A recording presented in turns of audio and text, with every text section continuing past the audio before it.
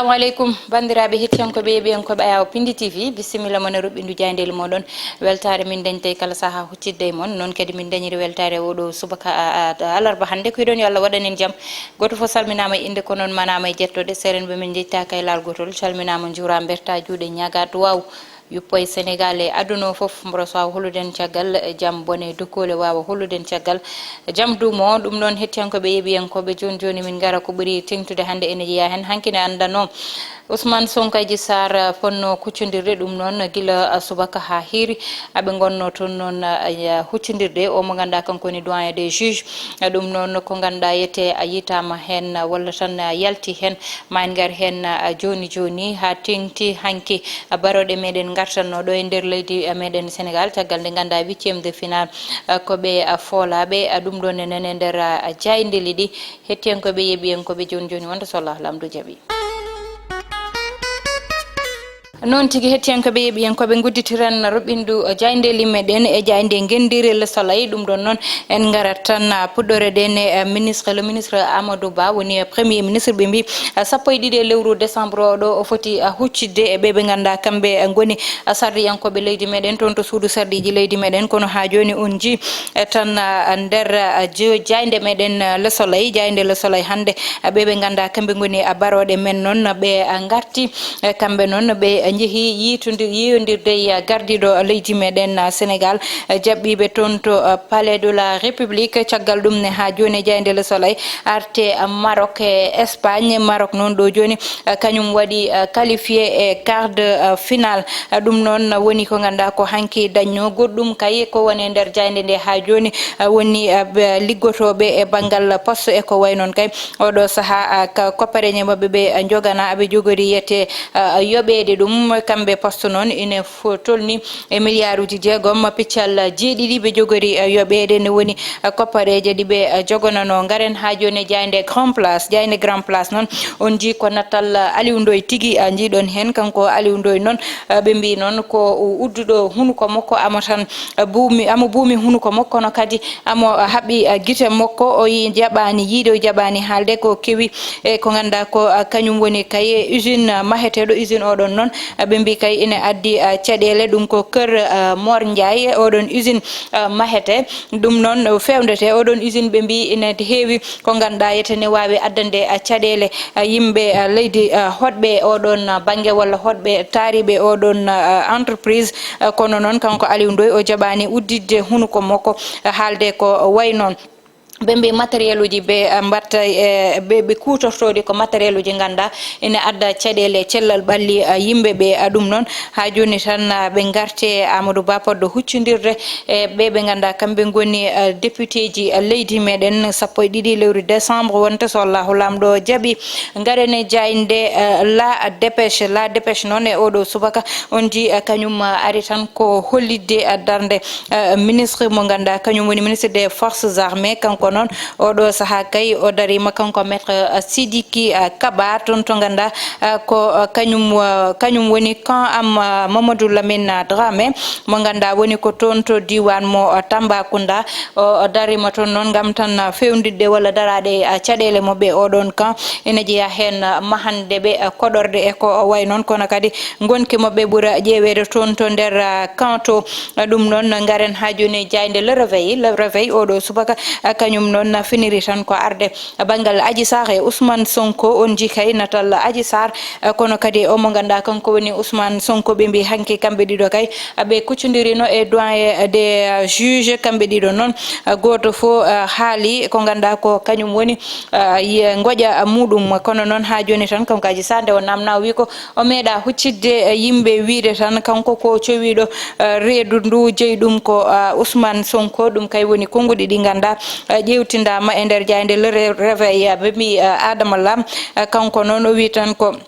o arte situation économique mo Sénégal o wiyete o ɗo joni ɗo o tolna ɗo kay ko ganda ene ƴewtinda woni yete entreprise uji kewɗi koko ganda nani e tan sous-traitance woni yete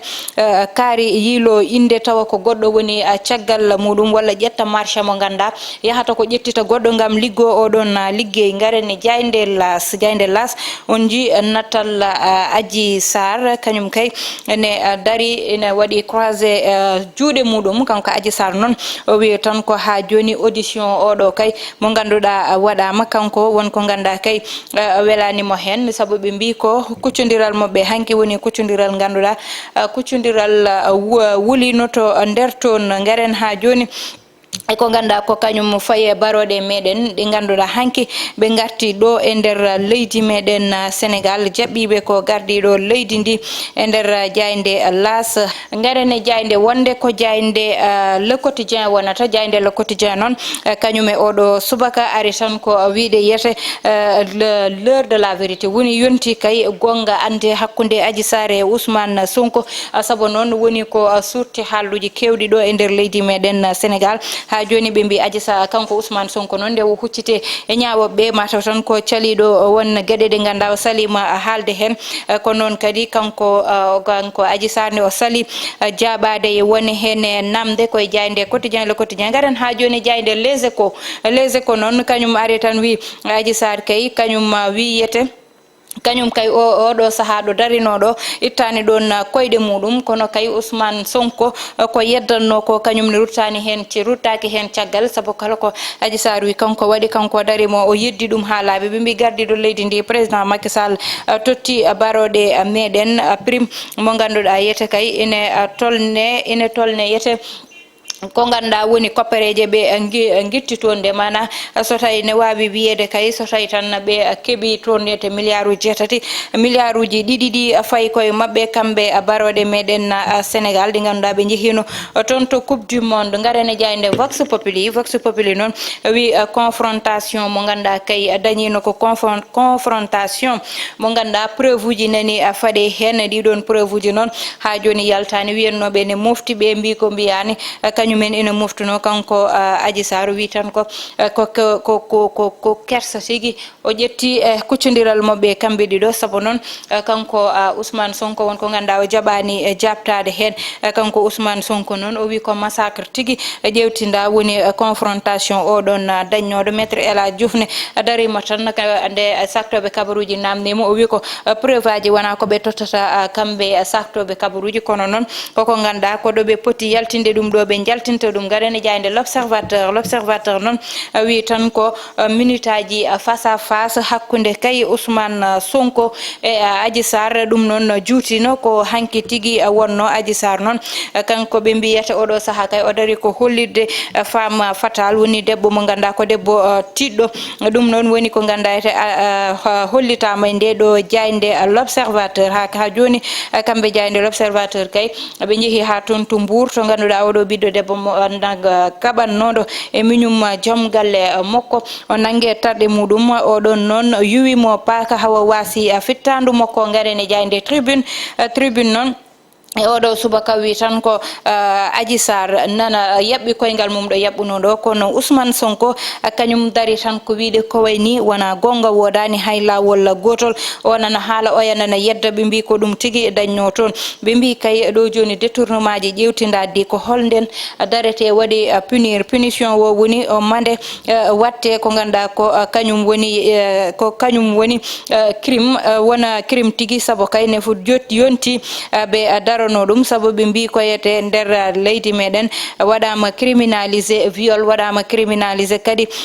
vol de bétail mana wujjoɓe ko wayno jawdi janani e ko way noon e kadi trafic de drogue kono noon yonti wujjoɓe koppareje leydi ndi kamɓene ɓe ƴewane no ɓe mbaɗana ha joni ɓe mbi Yankoba Diatara hanki koɓe wadɓe suspendre kay ko ganduɗa ko kañum wonno kuccodiral makko e sakto e ɓe ganduɗa kamɓe goni sardiyankoɓe leydi meɗen saabi ɗum ko barode meɗen hanki gartanno amo yahanno tonete gam tan tertoyade ɓe ha joni garene Diaynde Libération